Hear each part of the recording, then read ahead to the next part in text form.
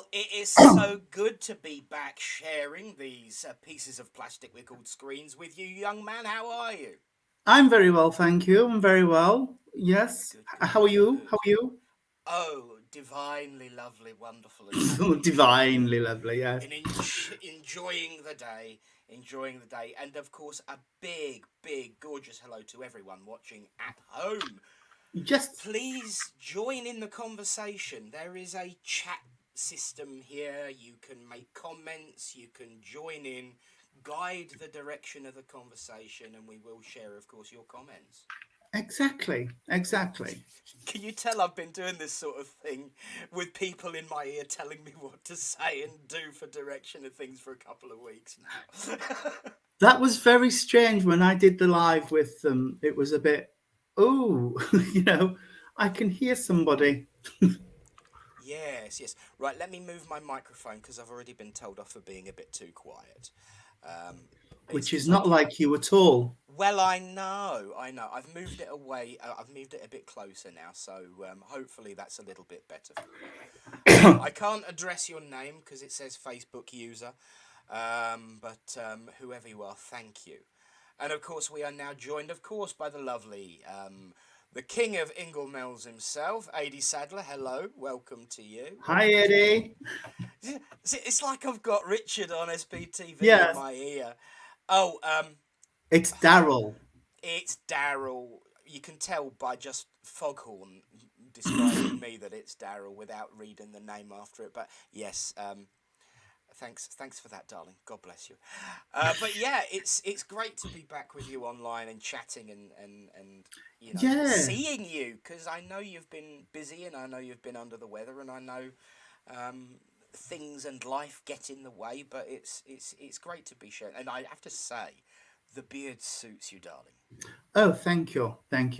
It's because I'm on anticoagulant, and when I shave, wet shave, I find I cut myself, and when I cut myself, it looks like a bloodbath. So, oh, Yes, yes. thank you for the boys. I That's very know. nice. Thank you. Again, you're coming up as Facebook user, unfortunately. So So it could have been Daryl or it could have been someone else. exactly. When I speak to him on Monday, see him on Monday at the Open Circle, I will teach him how to connect StreamYard to Facebook so that he can be seen as Yeah, Daryl. But yeah. yeah, like I said, it's great to be back chatting, and of course today our subject. Oh,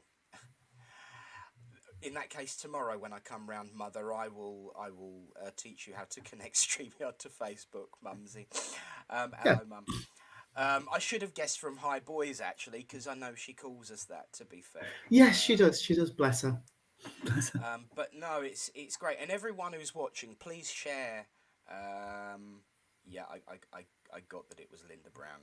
Yeah, yeah, yeah. Yeah, please share this. Let other people know what's going on, and by sharing and letting people know that we're here and chatting away. Yes, share the Um, love. Share the love. share the lesson, or as my beautiful colleague Dawn would say, share, like, subscribe. Yeah, There is no subscribe other than add friend, and if you're watching this, you probably already have done as well. So sharing's yeah, plenty fine. yeah. Um, Yeah. so what have you been up to then, Tony? What's going in the world of Reverend Swindells? Apart from now, we have three Bedlington Terriers because we have a little squidgy puppy called Rupert, who's 8 weeks, 9 weeks old today, actually, Oh, and he is adorable. I love him to bits. Um, the girl we've got, Pippin, she's a bit sort of, what is it and why is it in my house? yes, But our little Horus is like, oh my god, I've got a friend. yeah, And definitely. it's cute because we've got a webcam in the kitchen, so on a night we can keep an eye on them. It's normally to protect the back of the house, but we've turned it round. And Horus every now and again gets up and just looks over the basket like, is he still all right? And then goes back to bed and goes to sleep. It's so lovely. Bless. Oh, that's so Um, sweet, brilliant. yeah, yeah. And apart from the incident I was talking about earlier, you know, Yes. yeah, which is rather unfortunate, but there we go. There we go. And but ties in with what we're going to be talking about today. Absolutely. Because I got in touch with Nick actually because for a few days I'd had empathy and compassion. It was just running around in my head. And I thought, well, what do you need me to do with it? And then I was scrolling on Facebook and Nick had commented on something and I thought, oh, okay, yeah. I get it now. So I messaged Nick and said, do you fancy doing a talk? Because... Yeah. And you shared some things that tie in as well. And so it's obviously a time when we need to be talking about having compassion and a bit of empathy towards people. Absolutely. And the numbers keep rising, so hello to everyone's joining us. This is an open conversation. Please join in. You are part of the conversation. You will be the ones that drive the direction, if not the subject, because we've already picked that one. Yeah. And even if you don't want to join in the conversation, just drop a message and tell us where you are, because it's always nice to know where people are in the world and Yes. where they're watching from. Absolutely, yes. Or in the country, yes. or in the county, or wherever. Absolutely. I mean, there's people just round the corner and miles away already, which is lovely. Really, really. It is. So for me, I think I think yeah. Oh, I think yeah. Absolutely. I Definitely. won't show my badge right now because Facebook might rip me off. But I think for me, to kind of like kickstart it, as everyone who knows me knows and those who don't are about to. I'll lift my microphone, but I can't lift my volume because it's on maximum already. I don't quite know what's going on. I'll try and angle it so that it's not covering my face up. Hopefully, does that sound any better to you, Tony? Am I a bit louder? Yeah, it does actually. It's a bit clearer. Oh, in that case, let's move that thing out of the way and I'll just let it reflect the sound back towards us. So for me, one of the things that I did when I was working in retail is we did a course solely on the difference between sympathy and empathy. Oh gosh, it's huge. It's a huge chasm. And AD says that's better. Excellent. So everyone can hear me now, so I don't need to yell like on a Thursday night with good evening, friends. I think that's the reason why Tony opted for an afternoon, so I couldn't yell it out at everyone. But yeah, it is a huge chasm, and sympathy is very much a one-track, and not. It's well intended. I will say. Yes, but empathy is. Yeah. Sorry, go ahead. Sympathy is almost a band-aid, a sticker, and then we all say it. You know, you buy a card when you lost dad, you'll have got them, and I've had them where it's like in sympathy with and that's very nice and very well intended, but sometimes you don't want the sympathy. Yeah. You know. Yeah. And to be fair, as sympathy is a very one-track device, it doesn't help in the way that, in my mind, empathy can.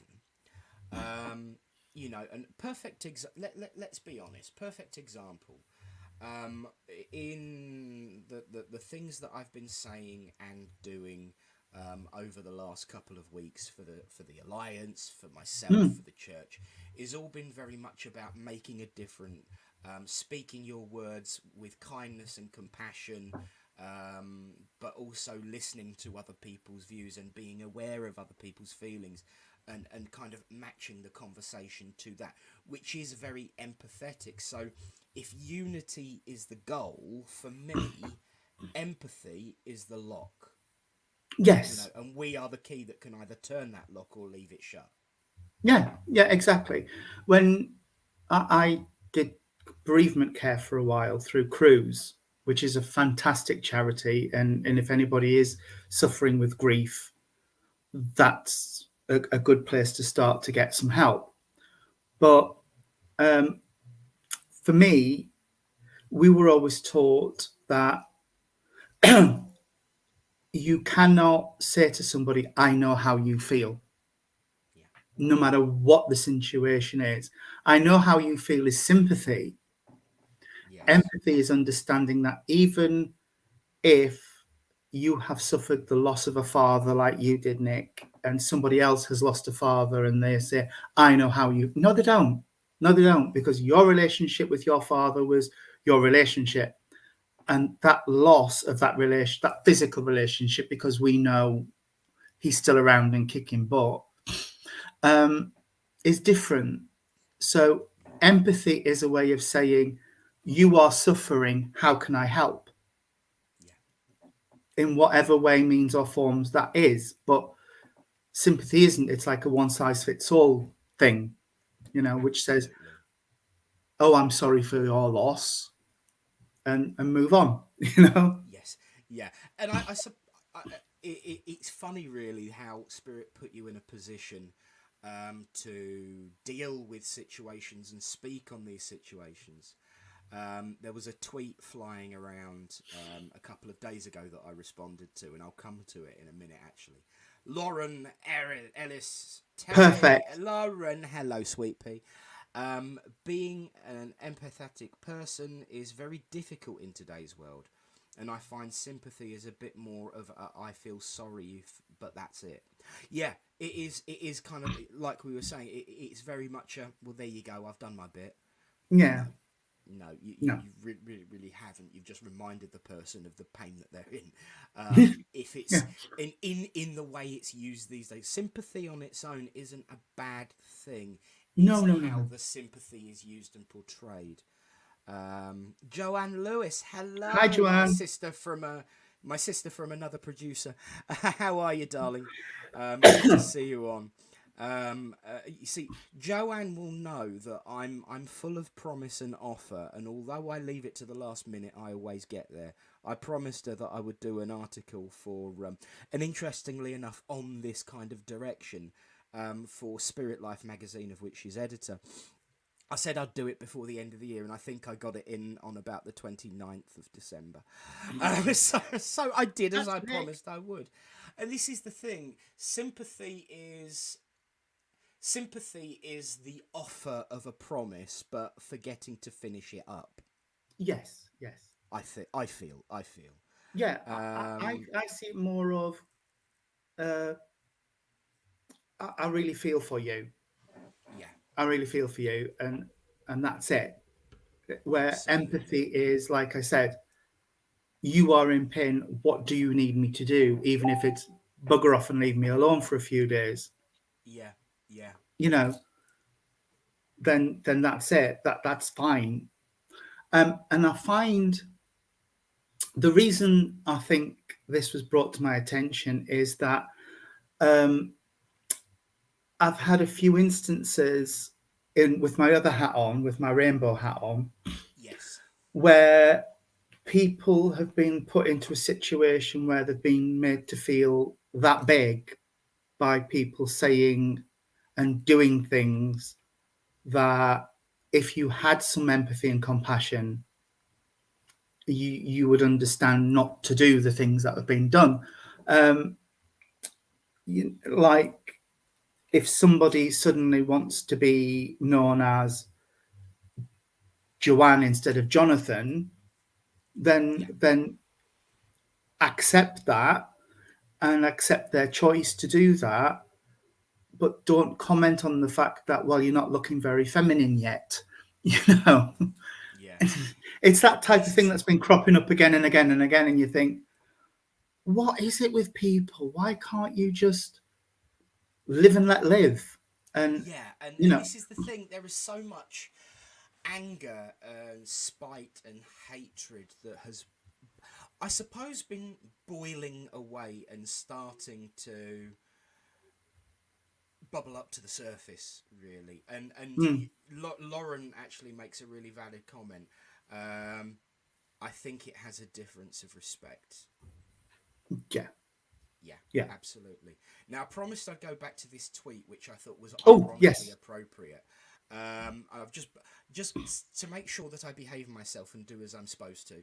I've brought it up on my screen so I can read it. So the original tweet, a PSA, public service announcement to Christians, in huge capital letters. Stop bringing up the story of Job when people are going through a hard thing. Stop it. I mean, stop it.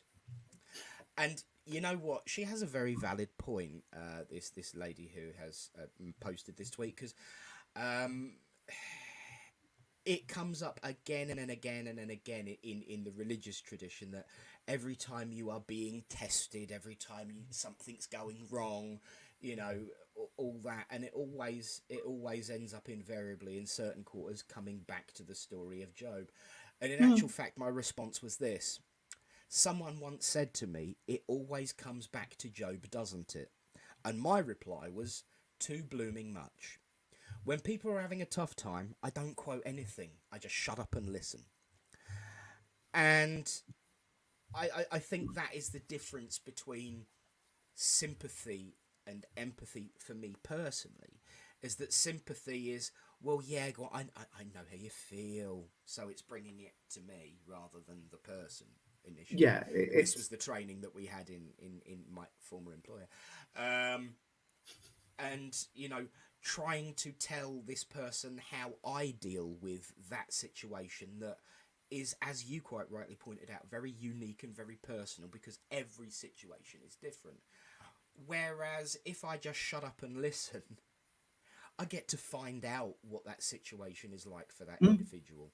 Because if they trust me enough to bring it up and trust me enough to talk about it, and I'm sensible enough to just shut my gob, which for those watching who know me, believe it or not, is possible, you know, it helps. Yeah, that actually comes round nicely to that situation yesterday when I was in that supermarket and I was confronted by a member of staff. I'd been using for people who are watching, I was talking to Nick earlier about it. Yes. I was using the Scan and Go app. So I was walking around the supermarket, picking up items, scanning them with my phone and popping them in my bag, and went and checked out, and a member of staff stopped me and asked me to pay for the goods I'd been putting in my bag, and was quite uptight about it and quite in my face. And I showed her the app and said, look, it says, thank you for shopping with us today. How was your experience? Rate it 1 to 5, which I did. And she just said, oh, and walked off. And I could have blown my top, but I went home and blew up Michael, really, as you do, and said, you'll never guess what's just happened to me. I've been accused of shoplifting, da, da, da, da. And I said to Nick earlier, I could have blown up, but I don't know what was happening in her life. She could have had a really shitty day at home. Oh, sorry. Rubbish day at home.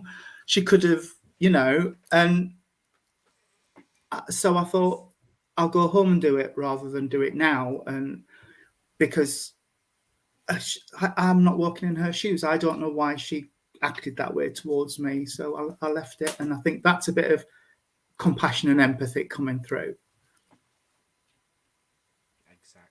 Exactly. Now, I've just been, because we have got some really wonderful engagement. I've just been seeing them. I'm trying to go back and read them. I will bring them, because you were relaying that a really important lesson actually, and my psychiatrist would have called it neuro-linguistic programming, seeing it from the other person's side.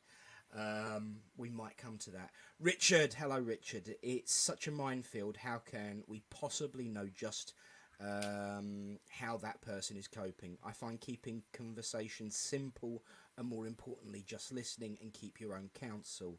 The ears are great instruments. Absolutely. Fabulous. Yes. Now, lovely Joanne, it's good to accept people for the beautiful soul they are. It begs a thought of treat people how you would like to be treated. They only result in having someone treat them like they treat others. God gives a good wake-up call. Absolutely. You know, it is an old saying, and it is a very simple saying, but I sometimes find that the truth can often be a lot more simple.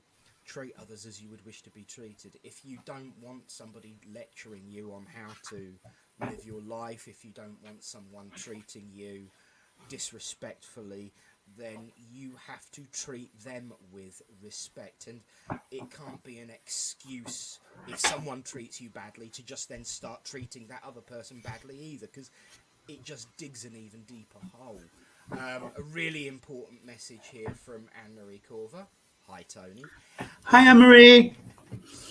and also, hi, Nick. So, hi, Anne Marie. Yep. Jumping back briefly. Fiona. Yeah. Why can't people just listen instead of judge? My eldest son is gay and went to a church with a friend and got slandered. Tell him from me or show him this. His reply was beautiful. He replied, "We're all sinners in life and we're all going to the same place when we go home," and walk off.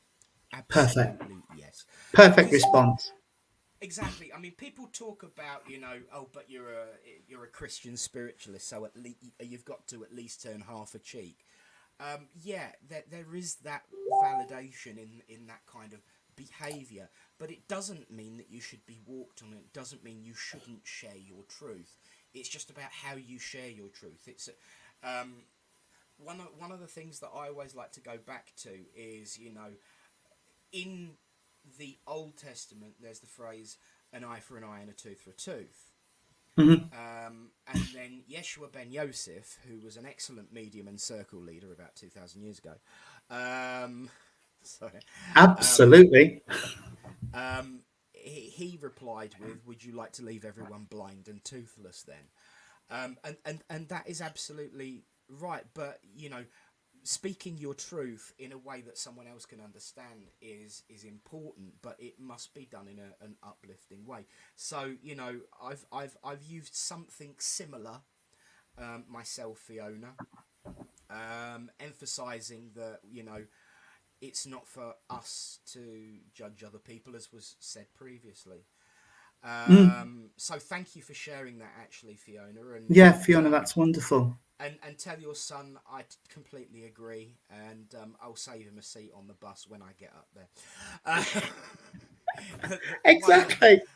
the one that the angel comes to pick me up in is probably either going to be completely sprayed in rainbow or splattered in Oh, have you just seen sprinkles what of Fiona's just sparkles. put now? No, I'm moving on.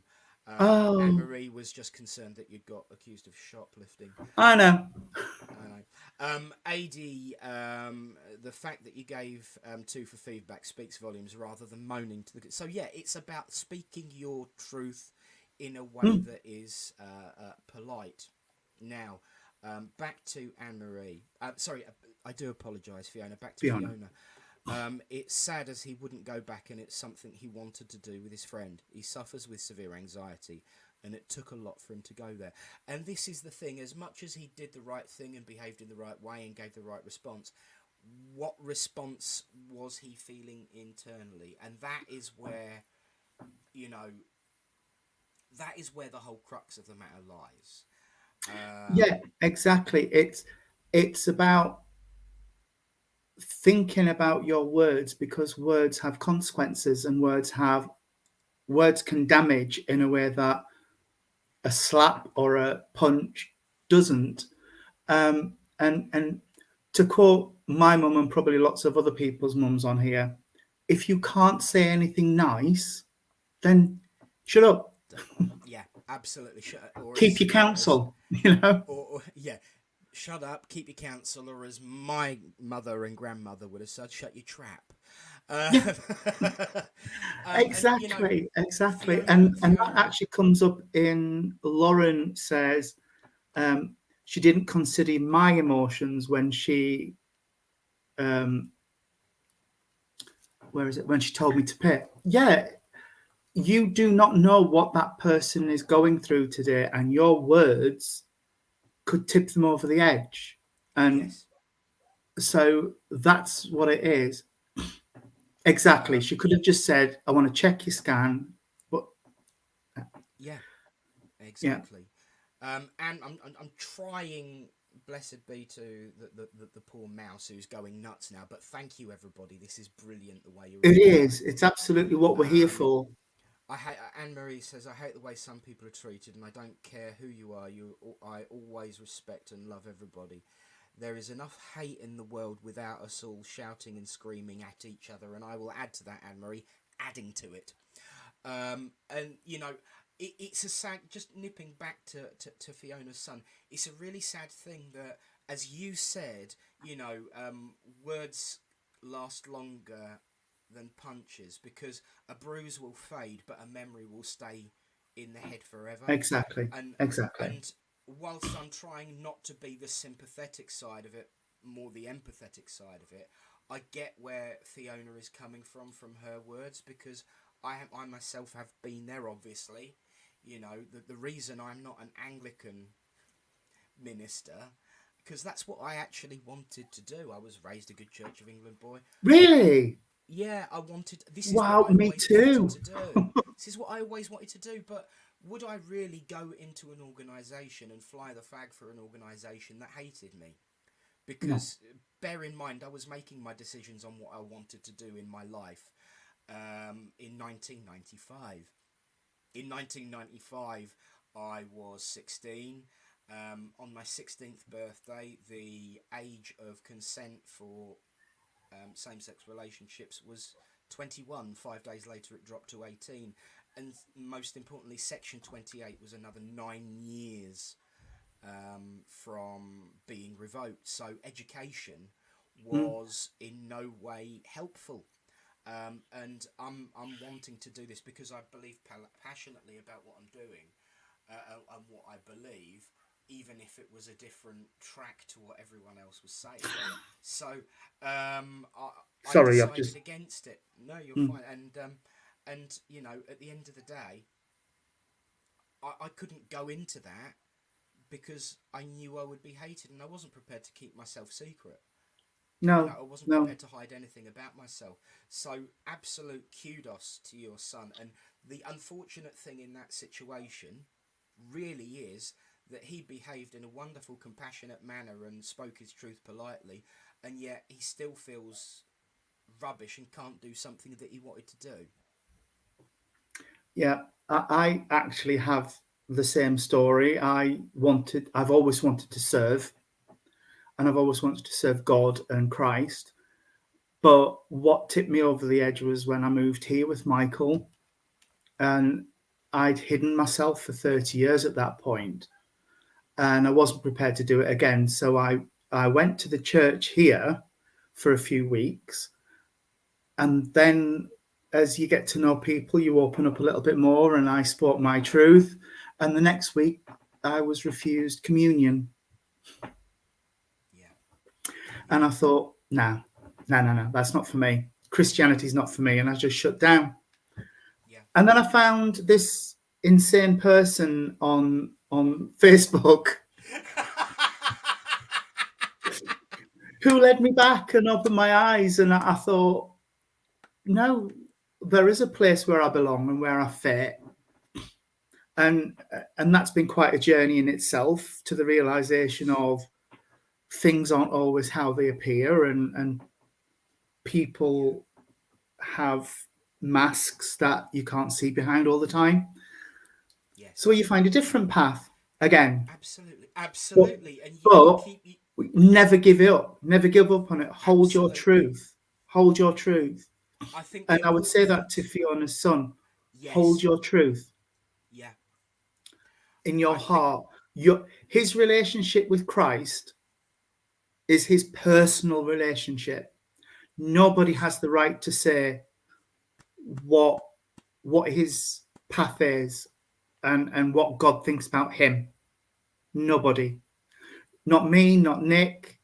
As bishops, we would never judge anybody. That's God's role, ever. absolutely, absolutely. Everybody is And I welcome to watch what we do, to come and see us, come and talk to us, no matter what. And I'm getting upset absolutely... again, so I'm not going to do that. Yeah, Um, breathe, breathe, dear. Fiona has just said that she was fostered with Christian people, and going to church doesn't make you a absolutely. I was very, and I will be honest, I was extremely lucky with my upbringing. within religion, that I was allowed to explore and understand in my own way. But my granddad always used to say, why do you need bricks and mortar?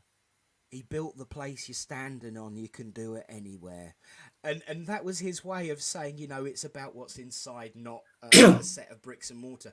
I always say on a Absolutely. Thursday night, it's the people that make a church, not the place you are meeting. You could move into three or four different locations. If it's the same people, it's the same vibe, it's the same feeling, just a different temperature in the heating Well, sometimes. Joshua Didn't even have a building. said, Yeah. where two people gather in my name. We could be in the middle of a field. It's Yeah. irrelevant. Absolutely In actual fact, irrelevant. I believe several It's times it's he the was. intent that sets it, which is why I like to open stuff we do with an opening prayer or a closing prayer, and that just sets the intention for the event. And Anne-Marie, you're right. God is all around us. He's with us everywhere we go. And Fiona, God loves him just as he loves all of us. Exactly. And this is the thing. It's about the compassion. It's not just about being gay or bisexual or trans or whatever. Or it's about understanding that everybody has their own experiences, their own thoughts, feelings, and to respect that. Oh, are you with us? Do I need to I'm call an still. ambulance? No, you're fine. It went. It went the wrong way. Oh, nothing worse. Sorry.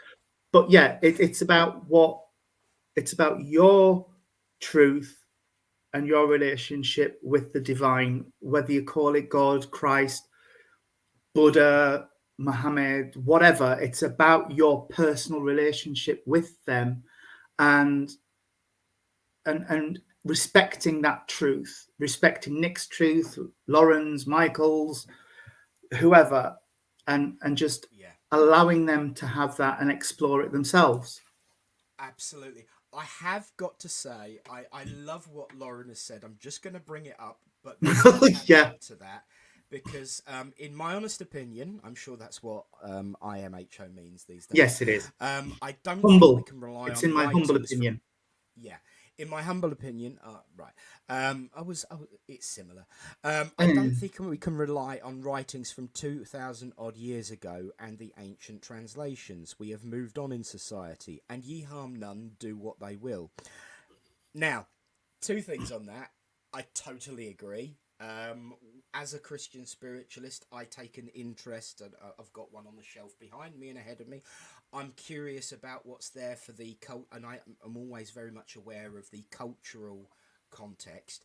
But what I will say to you, Lauren, is that "and ye harm none, do what they will" is a lot older than 2,000 years old. Yeah. So you never can tell because the tradition of Wicca predated Christianity in this country, and the principles that it sits upon are far older than any Christian teaching. However, I will say if you get to know the spirit within, which all of you on here I know have done and will do, you will find that that particular statement, "and ye harm none, do what they will," is at the centre, or should at least be at the centre, of every single way of life and Mm. at the centre of every relationship with the Great Spirit, no matter what you define it as or call it. But I Yeah. totally agree with you, Lauren. And there's been so many comments that I've forgotten where I am, to be honest with you. So I do apologise if it hasn't come up yet. Um, I know he's joking, but I'm going to bring this one up from Michael. Bread and wine available at Tesco's without the strings and the same financial transaction. I know it's funny, but I'll tell you this much. When it comes to communion, which I am empowered to do so, and we used to do at Littleport actually, if I'm anywhere in the street near a shop and you want communion, no matter who you are, I will go in and buy some red grape juice or some red wine, and I will buy some bread without yeast, and I will do it then and there, because if you are asking, you should receive. Me too. And I have done that. For And example, a couple of years ago, I took Mum to hospital, and I'd got a meeting afterwards, so I was wearing this, And I've forgotten. I'll be honest with you, I'd completely forgotten that I was wearing it. So Mum was inside having a scan, and I was told to get out and don't do anything. So I went for a wander, and this lady, by definition of the title that she referred to me by, I would know that she was a Catholic. She come running down the steps of a separate building and yelled out, "Father, Father, Father, can I speak to you, please?" And I said, and I looked down, "Oh, yeah, okay. Yes, of course." And she said, "My husband's got a problem with his liver. He's very afraid, and he wasn't able to take communion yesterday because of his illness. Would you please come and say a prayer with him?" Now, did I at any point sit there and say, well, actually, it's Nick, a minister, and I'm not Catholic, so I don't do that, and it's a different way of life. I said, lead the way. I don't care about how you define your religion. If you ask for help, you're getting it. Yeah, That's how it should be. That's this. Well, it's not just this. I would do it out of collar, but like you've always said, this is just I'm open for service, you know. Yeah, the light on the taxi light, you know. But the point is, if I hadn't been wearing it, she wouldn't have approached me. No, exactly. Because she wouldn't have known to approach me. I wouldn't have been wearing a big sign saying on, "I do religious stuff, come and get me." Not unless someone bought me a T-shirt with that on it. And, you know, it is the way. Just catching up on the yeah, me too. My soul has no gender, so it loves the soul. Love you, Joanne. Exactly. You know, we were actually talking about a situation that occurred online to do with a situation that occurred online that had to do with saying the wrong thing but meaning positive intent. Yes. And all I will say on that, for safety's sake, is that absolutely the spirit within doesn't give a what's it about any physical trimmings and trappings, and that goes down to anything that's grown biologically within us. It's right down to the DNA. It doesn't care. Energy is energy, and energy attracts energy.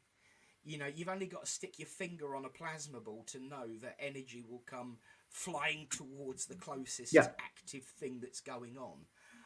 And so I totally agree with you, darling. I really, really do. I mean, Michael's definition was just a little bit more blunt. Energy does not have gender, and the body's just meat. We all know that Michael is a lot more blunt. I mean, I've just started my adventure into the dicey and wonderful world of Twitter. I've been on there for years, but I very rarely use it. And I know by knowing Michael already, but it's reflected very much on Twitter that Michael will speak his mind. And absolutely right. I mean, we were talking the other day when you decided, right, I've had enough of this, I'm going upstairs. After we'd had a chat, as if you put Michael on and run away and leave me to it. You know, we had a conversation that I was thoroughly engaged with, thoroughly enjoyed. It was, as Michael put, to the point. And I just loved it.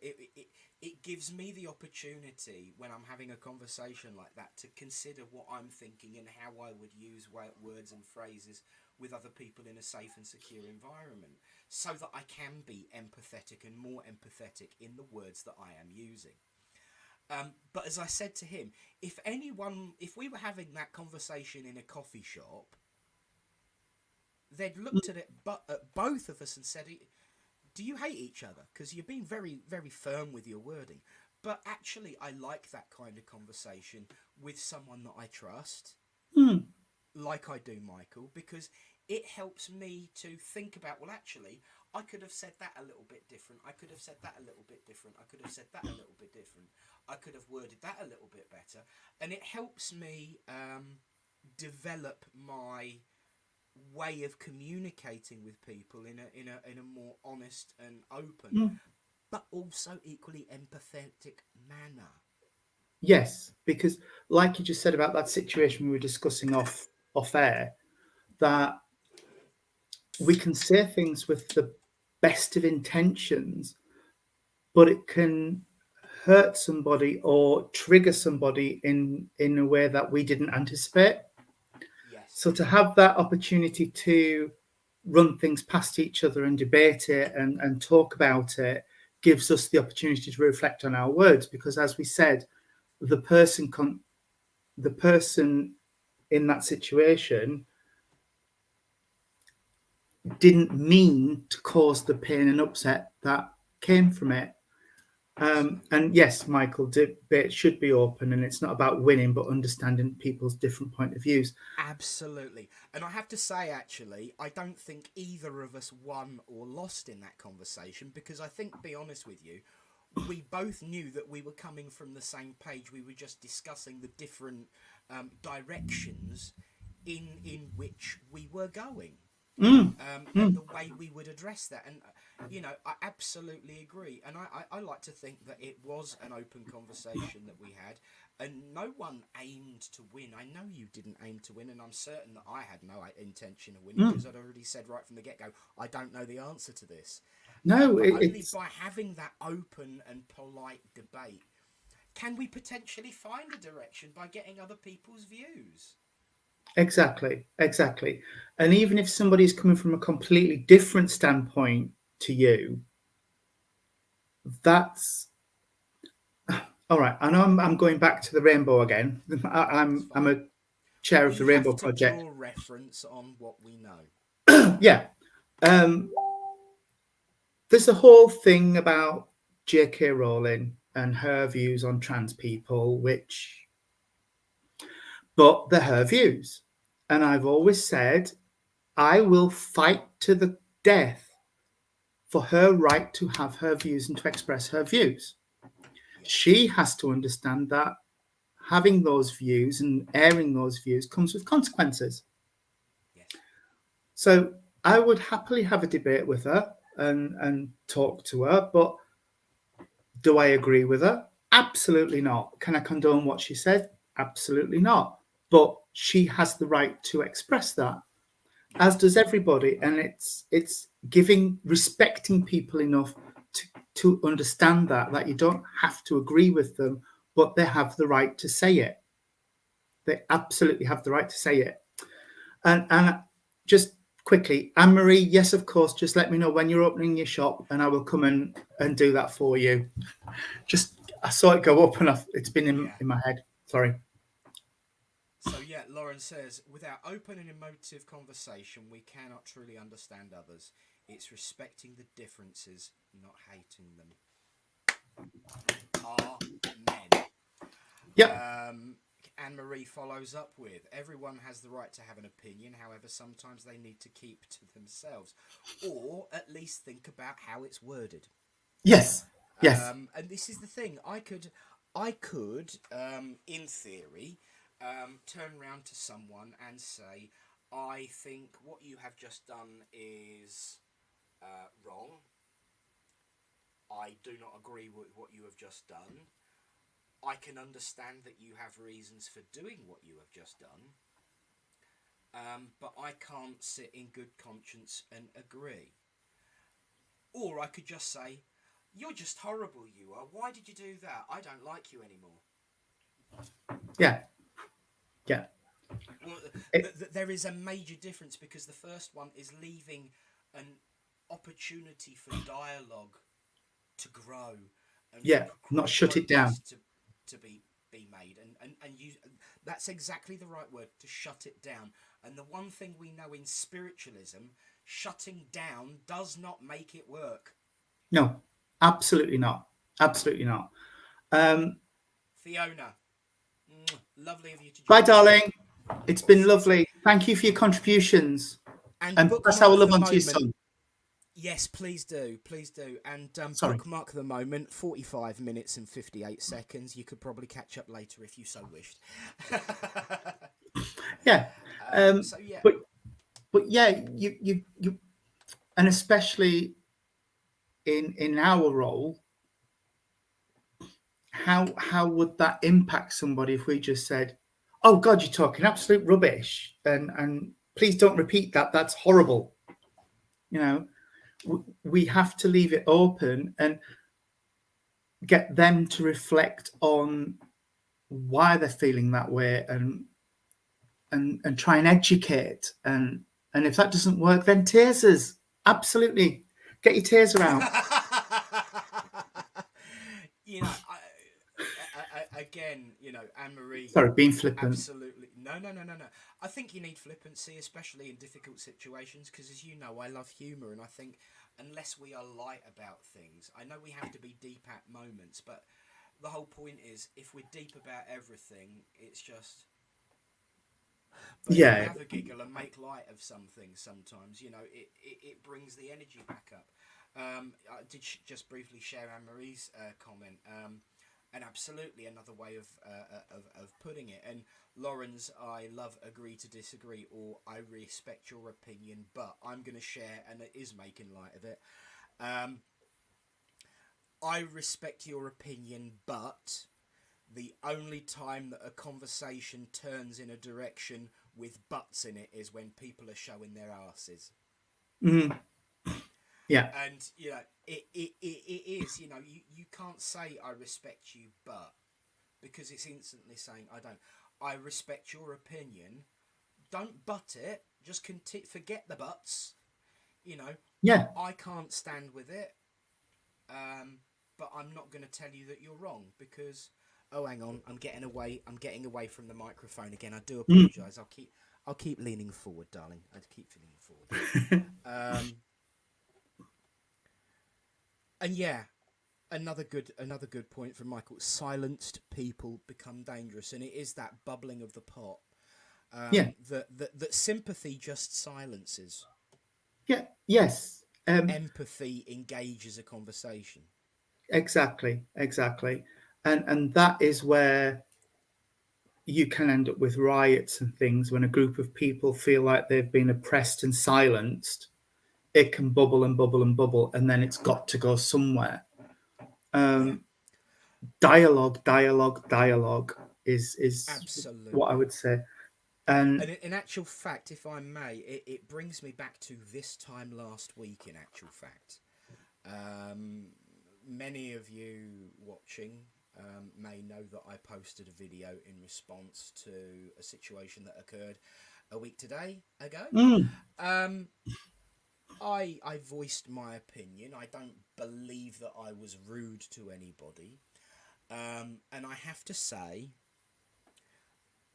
that day, that whole weekend, I was so proud to be a spiritualist. And I really was proud to be a spiritualist. And here I will tell you why. Because something had been said by a presenter and a guest on a TV show. I'm sure we all know what that is, but if you don't, just have a look on my page. But I'm not gonna give it any more runtime. Um, there was a statement released by the SNU. Now, as a Christian spiritualist and as modern spiritualism, we come at spiritualism from a different angle. But I was deeply moved, deeply impressed, and really, really pleased that the SNU made the statement and the actions that they did. I thought it was absolutely right. I totally supported what they said, and I know a great many people do. With that said, I went on to say that I don't believe anything will happen. I don't blame the SNU for that because they're doing their part. It's now for the other side of the conversation to engage in a conversation. But why am I so proud to be a spiritualist? Because SNU, United Spiritualist, ISA, Independent, and everything in between, we're all coming together and saying, yes, I feel offended by this. Yes, I do not agree with that. Sharing the SNU statement, sharing my video was viewed 3,000 blooming times, and that's mental. yeah, Thank you, but it's mental. Um, but not at a single point did I see anything abusive no, towards that show. There were some witty comments, there were some comebacks, but most of all, it was all about saying, yes, I was really unhappy with this. Yes, I'm not happy with this. That was really unfair. That was really uncalled for. Please, can we do something about this? Please, can this be addressed? And it was brilliant because it demonstrated what spiritualism is. It's Yes. about sharing your truth in compassion and not giving an inch, but not becoming that which you despise the most. Yeah. And it just demonstrated the amount of empathy that is in spiritualism across all walks of what spiritualism is. Yeah. Because Yeah. it was just a beautiful experience. And if nothing, it showed that we are stronger and more united than a lot of people probably think. Yeah. Yeah. I completely agree. I completely agree. And to pull back to the point that nobody was abusive or aggressive, that is when you've lost an argument. Yeah. If you've got to raise your voice and start hurling insults, you've lost it. If I'm discussing something with somebody or debating, like you and Michael were the other day, and I was just sat there thinking, I've got nothing to add to this conversation, so I'll go upstairs and read my book or something. But it was a debate. It wasn't raised voices. It wasn't heated. It was a debate coming at the same thing from slightly different viewpoints. But if always, I think once somebody starts shouting at me and screaming at me and hurling insults at me, I've got nothing more to say to them because they're not going to listen because they've run out of things to say. Should spiritualism work towards a day where mediums aren't necessarily as we know? Oh, I get your point then. I read it a couple of times and thought, I don't understand, Michael, but yeah. For everyone else who struggled with reading it, because I'd struggled a couple of times as well, because it's that time of day. Should spiritualism work towards a day when mediums aren't necessary? Because we know that spirit continues. Your views? I know mine. My personal view, I mean, I've had this conversation with Michael a few times. Michael came into this way of life as a skeptic. Yeah. He didn't. I've been spiritually aware since year dot, and I told Michael a couple of things in sleep state that I couldn't have known about things in his past and things that I had in the house. And then we came to Mexborough for something, Mexborough Spiritualist Church, and a lovely lady who I don't think is with us anymore called Jean, not our Jean, the other Jean, another Jean, gave him a message and it blew his head, absolutely blew his head. And he said, I'm in, sort of thing. So, but his point is, I think, he still comes to everything I do and he watches your services, Nick, but he knows the truth. So why does he keep going back? And what he's saying is, there come a time when everybody believes that the world of spirit is there. But for me, mediums will always be needed because for the guidance of spirit and the philosophy like we're doing today, everything we're saying is inspired by spirit. Yes. And I think there will always be people out there who want to hear from their loved ones who can't do it themselves. So they'll want that guidance, that advice, that comfort sometimes, because there are points where you miss people and you just want to hear from them or hear from the world of spirit, because there's things going on in your life that you don't know how to cope with or what to do about it. And for me, that's why there will always be the need for mediums. Yes. I could go on and in a different vein, but I'm not going to, because that's not what this discussion's about. But absolutely, that is why I think there will always be a need for mediums, because not everybody can tune into the world of spirit.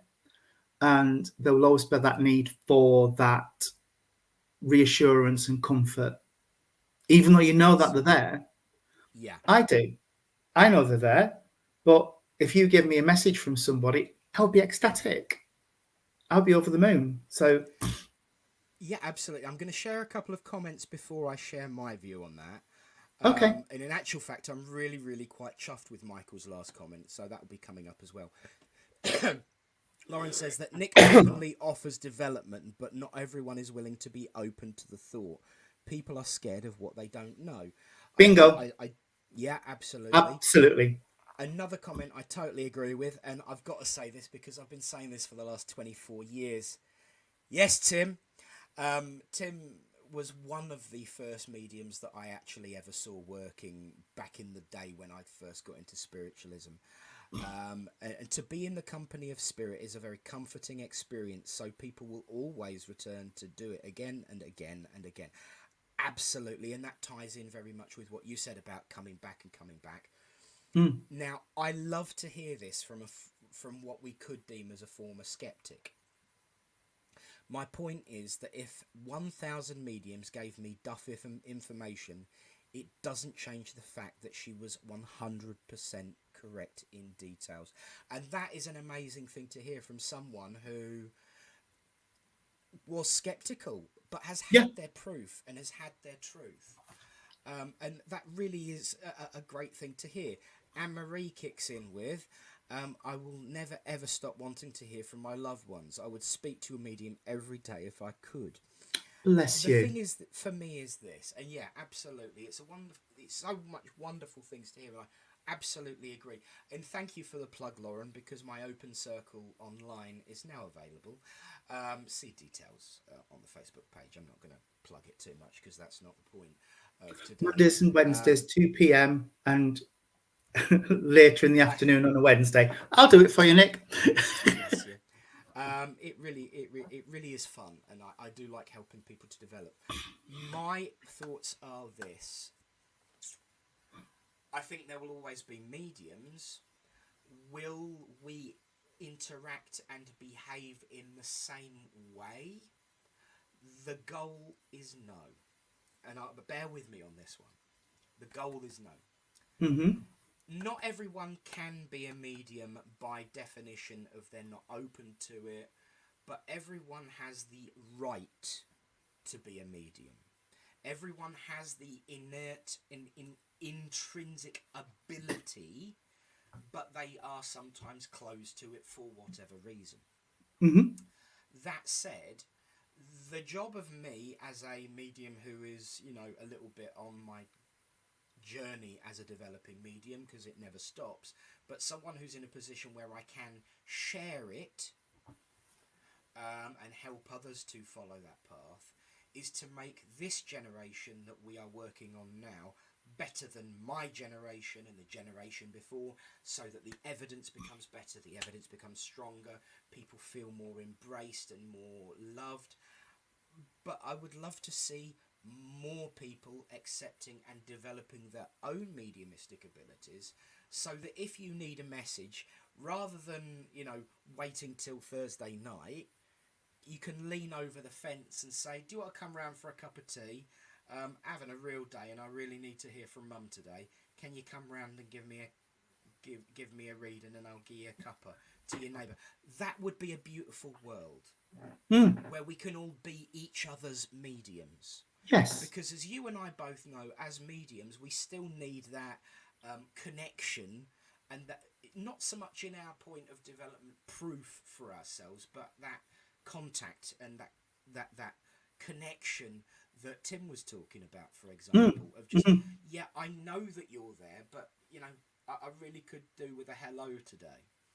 Yes. And if we could all be that hello, that for me is the goal. Yes. So that we are in essence a different function, a different format. And the point would be,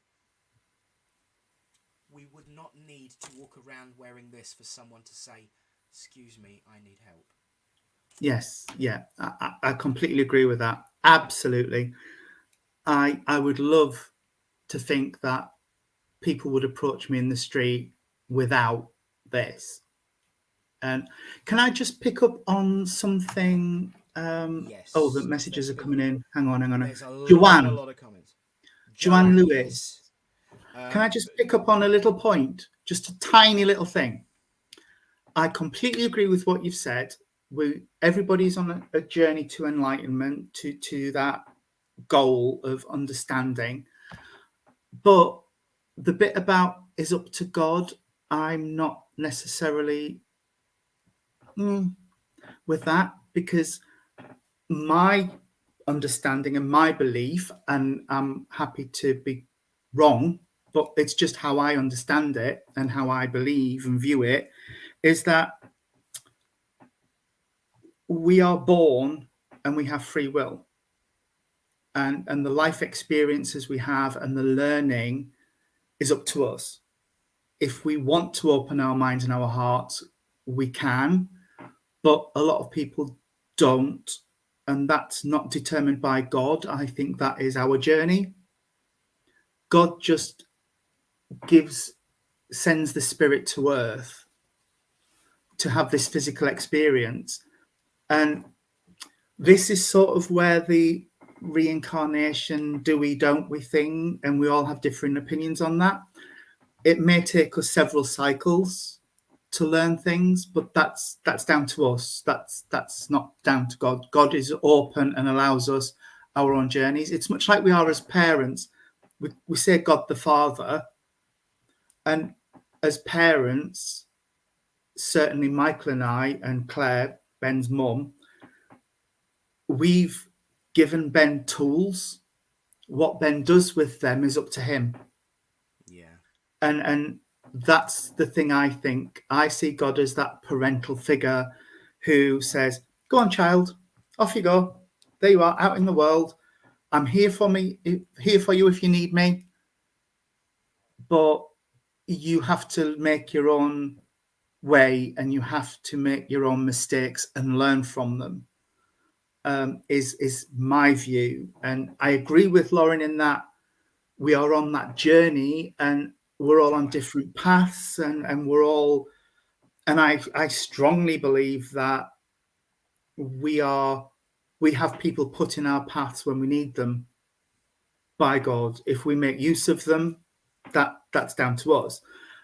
And sometimes if somebody's in your life and you think, well, I can't understand why they're there, it might not be that they're there for you. You might be there for them.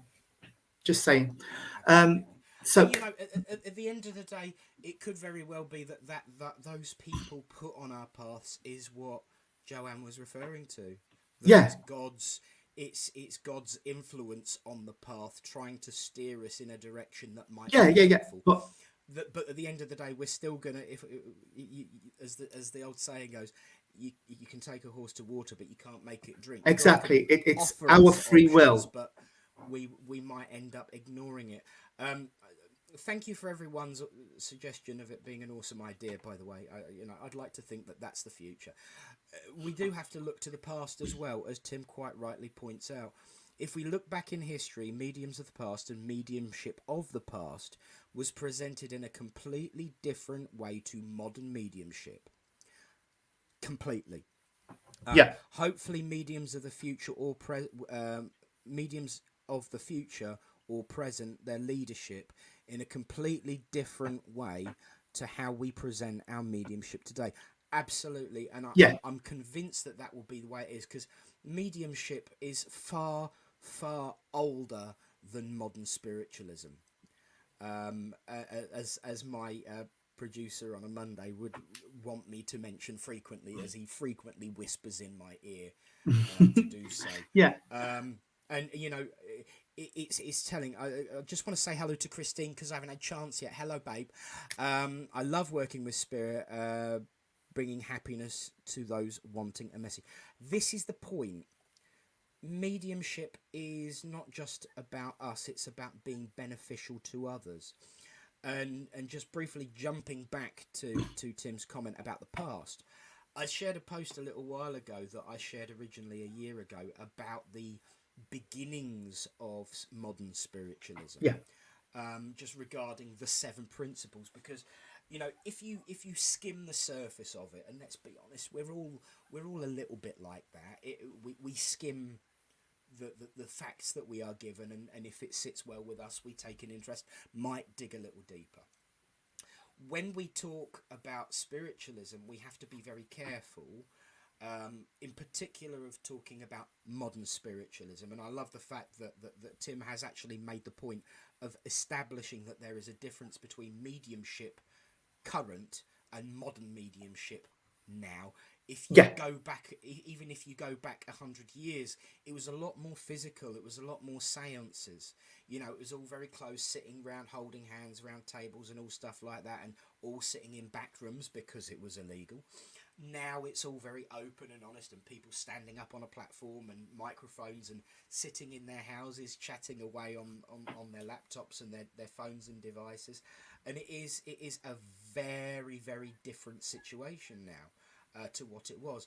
But even as spiritualism itself, we have to make sure that we educate people on the true history of how we got here, which is why I'm always very careful to qualify that when we talk about the 7 principles of spiritualism as given to Emma Hardinge Britten by Spirit, that is not the whole truth, because there were actually 20 principles that were given. She was given 10 spiritual commandments and 10 basically spiritual codes of conduct that over time, and I mean, let's face it, it was very, very Victorian language, very archaic language by modern standards.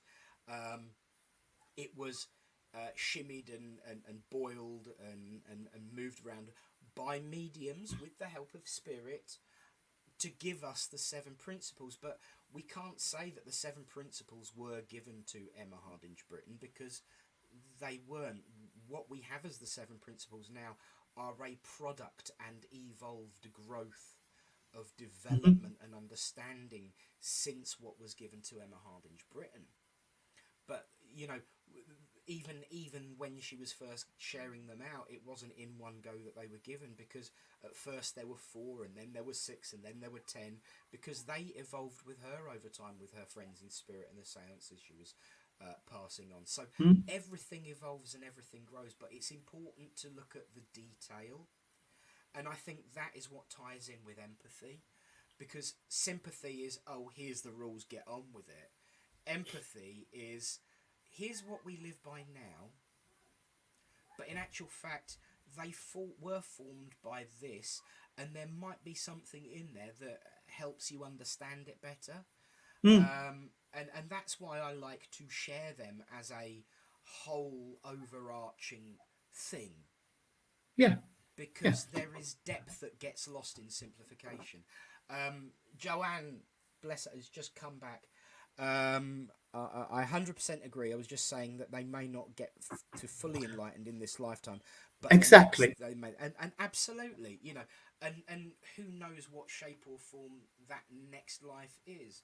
It may well just be in the spiritual. Yeah, people do come back. I'm not a spiritist. I'm a spiritualist, so I'm not overly convinced that everybody always comes back in the way that it is perhaps publicised, but I respect that might be the feeling, and I may be wrong on that, but the way I've seen it in the world of spirit, that it's not 100% guaranteed that we will come back or ever come back in this existence and in this form that we are now. No. We certainly live a new life in the world of spirit, and I totally agree. So, but this is the point. By empathetic debate and conversation, you both agree with each other. Exactly. And yeah, we are like Michael. Do we come back, or do we never? Do we ever leave? There's the question. There's the point. But it was for me. It's about learning and evolving and educating yourself. Whether you do that, like Nick says, in spirit, or you do it by returning in another physical life, I don't know. I don't know if it's our choice, spirit's choice, but I was shown because somebody asked me, but if you don't believe in hell, does that mean people like Hitler go to heaven? And I said, Yeah. absolutely. But the way I see it is, when I prayed about it and asked about it, I was shown a block of flats, and I was shown the basement where you stoke the boilers and Yeah. clean the toilets and The all means of that. entry and learning and working your way And up, as you essentially. learn and grow and develop, you're allowed to move up and move on to the, you know, Absolutely. yeah. Now, yes, in actual fact, if you go, now let me get my maths right, if you go back 4 years before that, spiritualism was legally recognised by a court case. All of the spiritual precepts and actions within spiritualism was recognised as religious. So yes, the seven principles are how spiritualism is defined Mm, now. And I completely agree with that. And they are so much easier to understand than the archaic language that those original 20th century exactly. ideals were. So I Yeah. completely agree. But it's useful to also see where they came from and what the original sentiment was from spirit at that time, if nothing else, for interest. Mm. And and this is all I meant was that it's important that we recognise that when we say Emma Hardinge Britten gave us the seven principles, actually no, she was the root of those principles. What she Mm. gave us was this, and then some lovely people in the world of spirit and some really, really good mediums decided, I think we need to make this a little bit easier to understand. And of course, And we can translated it into modern language. modern language, modern English, and useful, Mm. for want of a better term, bullet points that can easily draw the eye to, and then you can study and understand. Because I if just you want if you look at the principles, you can easily see sub bullets underneath each one. you They're can, overarching, aren't they? But yeah, I was just going to say, can you put that up? Because I don't see God as external or internal. I see God as both. We are part of the divine spirit.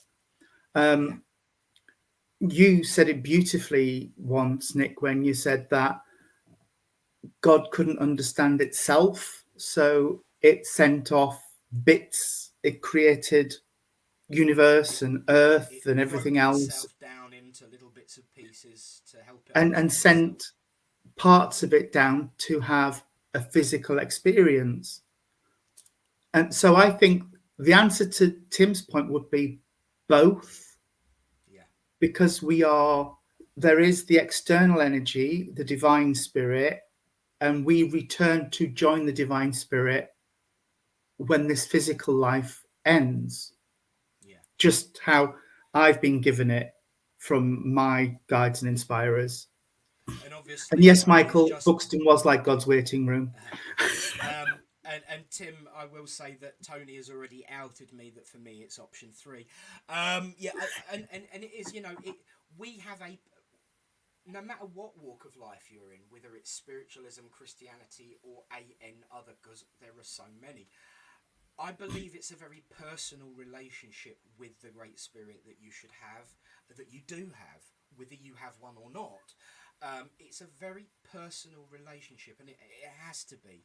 And the reason it's personal relationship with the divine is because you are part of that relationship. It's your relationship.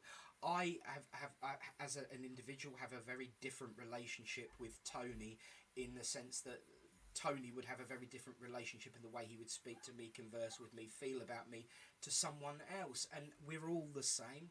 So it would be a bit of both, because the energy that is the Great Spirit is, in one sense, external, as in overlapping and interpenetrating, but we are that broken off bit that has separated a little bit, just so that it can understand itself a bit better. And as Tony pointed out, I always use the definition of a jigsaw puzzle. We are the individual pieces of that jigsaw puzzle trying to work ourselves out so that it can understand itself a bit better. Because when you're infinite, there's a lot to know. And I believe that the source, the creator, the great spirit is an infinite bubble, for want of a better term, of energy that gives everything existence and life and wants that understanding. And we Yeah. can help the great spirit understand itself as the fragment that we are. Because if you get a jigsaw puzzle, each little bit looks different, but when you put them all together, there's a lovely big picture. You look at the picture on the box, oh, pretty picture. After you've put the jigsaw puzzle together, right, at that point there, you can't see it on the picture, but there's a tiny little detail there, and there's a tiny little detail there, and there's a tiny little detail there. Yeah. I think it is a bit of both from me, too. Yeah. And Bye, Lauren. bye, Lauren, darling. Thank you for being part of us and part of it today in the process, and thank you for your information and your chipping in. In actual fact, Exactly. thank you. I will say, everyone, thank you for all your chippings in. You know, when it comes to applying this all to life, what do you think is the best way forward? In your opinion, of course. I will. In my opinion, it's something we have always said about being kind, respectful, trying to understand a different viewpoint, and to link it back to Tim's point, Tim's comment about modern spiritualism and traditional spiritualism, and it's the thing I hate's a strong word. The thing that rankles with me when I'm in churches and things is, this is how it's done. Yeah. And it's like, not really. You know, it's the way you do it. It's not the way it's done, or it has to be done. And it's about understanding that things change and grow. And I think to try and we all should hold on to traditions and principles and things. That's important. But it's not about being defined by the past. It's about understanding the past, learning lessons from the past to enable us to move forward, whether that's in life, in spiritualism, in church, whatever. I think that's how it's going to be taken forward, by learning from each other, having that honest and open discussion, and then just helping each other to be the best version of yourself that you can be. Absolutely, and that really does tie in as the one with the mouse in moderation. Joanne, now I can see where you're coming from, Tony. As during my ascension, I went to different sections that had different mentors spiritually, and it was a lot like the block of flats, with different levels, floors, and they all explained it in a different thing that I needed to know to help me with my healing and growth, and that, you know, it really does tie a bow in it. That said, I'm now going to back one comment because I love this. It's a really, really great point that, and I know that Michael's asked the question. Actually, I'm going to come to that, and respectfully, I will put it in a different way. Thank you for your answer. I fully agree, but that brings me on to my second question. Our incarnate spirit is a facet or expression of God. How can there be such a thing as evil spirit, in that God underdeveloped spirit may be, if spirit is a part of God, surely it is pure. Now, here's where the thing, I really have a bad time, and I really, really struggle with the word pure for personal reasons, in the sense that sometimes it can be used in a negative connotation, and I know it's not being used like that here at all. No. on either side of the debate, but I've always had a problem with the word pure. The reason I say that is because I believe that the Great Spirit is not one thing or the other, and if we call something infinite, we can't define it. If something is absolutely infinite, there can be no definition truly. So even in the sense of the term purity of good or purity of evil, those two polar extremes in infinity, both, and this is where it gets really, really brain fart, mind explode moment. And this is why we put names and apply labels to everything, because we don't understand a world without them, because we are finite ourselves. So understanding infinity can be quite mind-boggling. God would be both good and evil, but none of the above, all at the same time, for infinity to be truly enacted. But do I believe that, let's use different words, is God benevolent or malevolent? Is God good or bad? None of the above. God is energy. Everything. So I would say pure energy, as in the sense that it's all it is, but then that would be wrong too, because what do we define as pure energy? Pure energy is just something that exists and is nothing else. But if we're saying that God is infinite in possibility and presence, then just by saying it's just energy would also be detracting from that infinity as well. So I prefer to think of God as possibility and probability. I like that. And that was, it's something I've thought of, but I've never been able to quite put it into words. So I thank my best friend Gordon for giving me that, because it's the closest thing I can give to the point I'm trying to make. God is possibility. And I will qualify what I'm about to say with a caveat, because I think as much as we have a pop about everything being about Job, there's always a risk, especially when it comes to empathy, that we overuse the term free will. Sometimes. Depending on the situation. When we're having a discussion about life and the meaning of everything, absolutely free will is important. What I will say is, when it comes to the nitty-gritty, free will can sometimes be just as sympathetic as, listening is empathetic. So I use the words very tentatively. Free will dictates that we can live whatever life we choose. But therefore, surely, if the principles of spiritualism, as we agree them, on whatever language or wording they are used, it's all about kindness and love and compassion and understanding and togetherness and unity, which really does come down to empathy. So I believe that the Great Spirit is somewhat focused on empathy in its possibility, its infinite possibility of empathy and compassion. However, I'm reminded of a story that I was once told. There's a question that has been asked so many times over the years. Can God build a rock so big that even he can't lift it? Let's look at that a different way, though. Can God create a puzzle so complex and so difficult that even he or it can't solve it? And what if that puzzle, thank you, Michael, and what if that puzzle is us? Because yes, if you're searching for understanding, you don't know everything.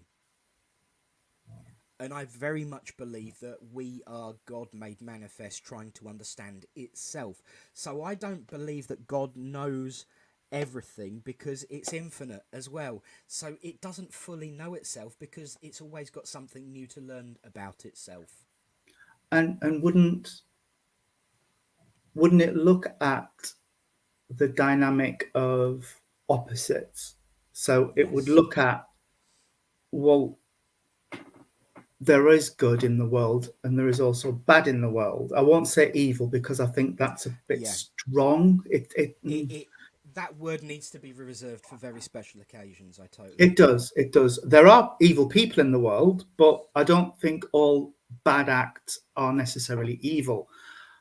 I think when God breaks a part of itself off and makes it physical, then it is a completely independent, self-determining, has choices to make, and we all make choices with the circumstance that's around us at the time, and sometimes there is only the least worst choice to make given a certain Yes. sets of circumstances.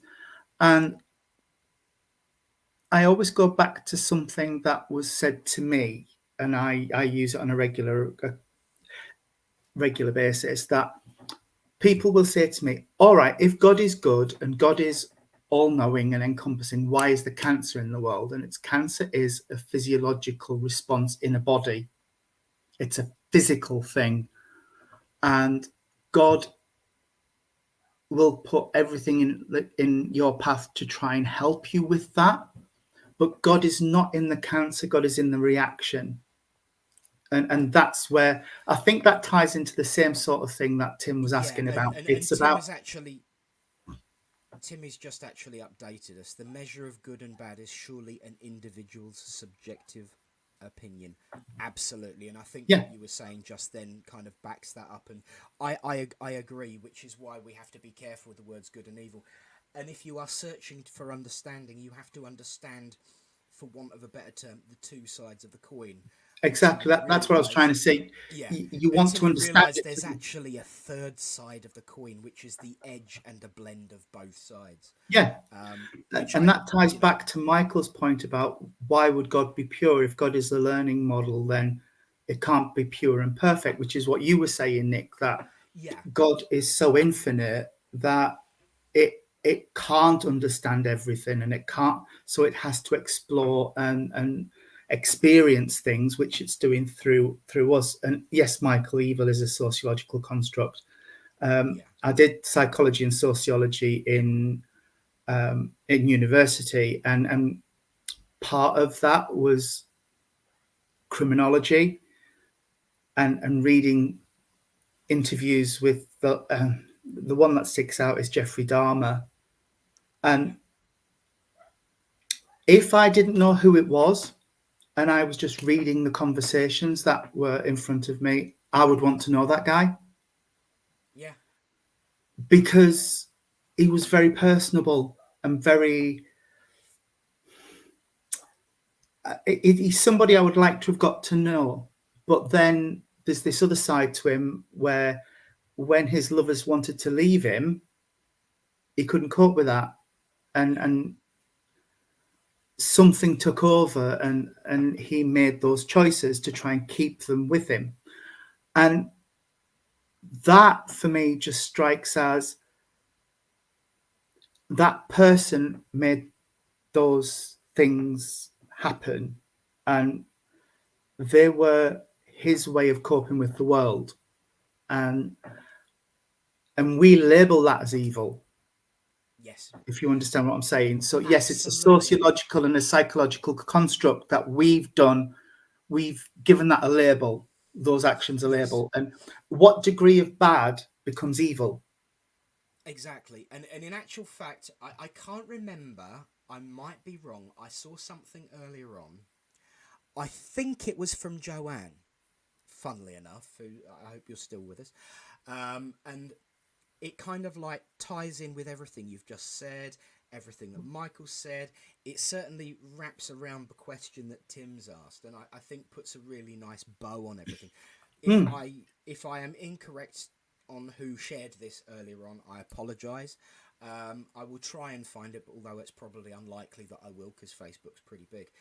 But we as humans, in our sociological constructed viewpoint of the world, individually and on a mass scale, always, sorry, Lorraine, always look at things at polar opposites. We look at night and day, light and dark, and we think, well, if God made night and day, then surely God believes that everything is light and dark. So what then of the dawn and twilight? What about those shades and moments in between? Those different phases and that spectrum of the day?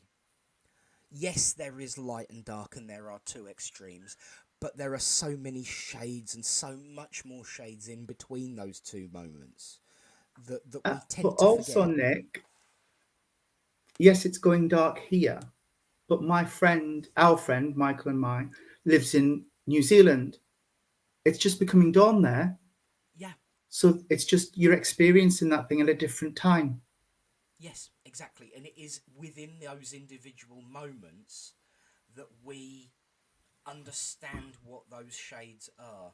And because those two, the light and the dark, the good and the evil, are extremes, they become more obvious. They Yeah, become more prevalent in our hearts, and they become more prevalent and strong and ingrained into us.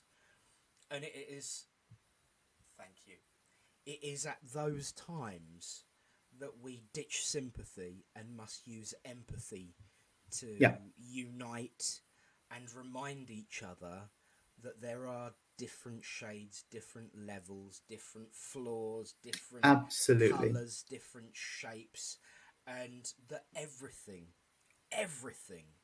is subjective.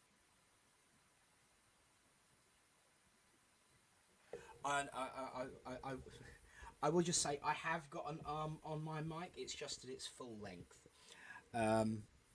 So apologies. It won't connect anywhere. But yeah, I truly believe that everything that we've kind of discussed and everything that everyone has discussed is kind of tied really nicely into a bow there. Yes, exactly. I don't think we can take it much further, really, because No. And to be fair, we've been twisting everyone's ears for an hour and a half. But wow, thank yeah, you. I've just spotted that at the top of the screen. That's flown. It has, and I really want to thank every single person, both names that I recognise and don't, people that I've known for years or minutes. Thank you, everyone, for talking to us and with Mm, each other, actually, yes, because there has been today. conversations going off. Yeah, there has, and it really, really is good. And thank you for not shying away from asking difficult subjects, difficult questions. Um,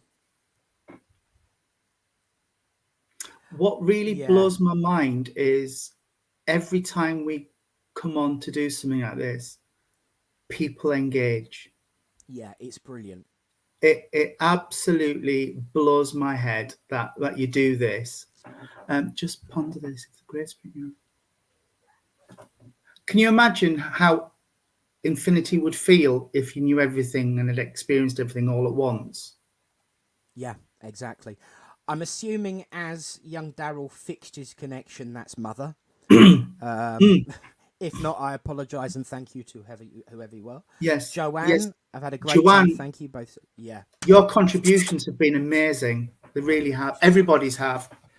and It's really I've got a special message for you, Joe. Actually, I don't know whether you can actually see in my section of what is on your website that you edit, but I've actually got a draft sitting in there ready. That I'm working on for my next article for Spirit Life magazine. I will promise you that it is with you by the 31st of December 2023 and go from there. well, Yes, I was right. That is Mother yeah. Christine. Bless your heart, my lovelies. Hope to see you Monday. Um, It's Tim, I don't know I if you're will still do my best watching, to but be on Monday. yeah, lovely, lovely, lovely. Tim, Michael. Oh, she does know it is sitting that she can see it. Brilliant. Adi, Daryl, Lorraine, everyone. Lauren, who's had to tottle off, bless her. Yes, Everyone, thank you so much for being and part of everybody who a will watch really this. enjoyable conversation. Yeah, and everyone, you know, both Tony and I and everyone who's commented will still be able to see your comments if you're commenting at a later date. We will get involved and we will continue this We will. conversation. And if there is something you need to ask, if you're watching this and it's not whatever date it is, private message one of us. Yeah, And we will all get involved. It's been brilliant. Thank you so much, and thank you, Nick, for setting this up. It's been in really actual good. fact, I will say this much: I think we should do this more often and more regularly than we have done. I was going to message you afterwards actually and say, should we maybe try and get something in at least fortnightly? I agree. And schedule them I'll up. tell you what. In the comments from now for the next few hours, let us know what you think. Fortnightly, do a schedule. Tell us what you think. Yes. I think weekly would probably be a struggle. I think monthly would probably be a little bit too far apart. I think fortnightly. Yeah, that's why I went fortnightly, because enough will have changed to, like we did with the news thing. Yes. Yeah. Something like that. Absolutely. And if a Friday afternoon stroke evening, as it is now, suits, Yes. that's fine by me as well. I'm happy to put that in the diary. Absolutely, me too. Right, yes, please, yes, please, yes, please. Yeah, lovely, excellent. Right, it's a date then. Yeah, no problem So at all. a fortnight from today. Fortnight from today at 4 p.m. we will be back. Bless you all so Amazing. very much. Thank you all for being part of the conversation. Thank you for your questions and comments and ideas and opinions and thoughts. It has been brilliant. Thank you so much. And from Little Paul and from, where are you now? Because I can Rotherham, back in Rotherham. Rotherham. So from Rotherham, from Lytleport and Rotherham. God bless you all. May the peace of the Great Spirit go with you. And until next time, God bless.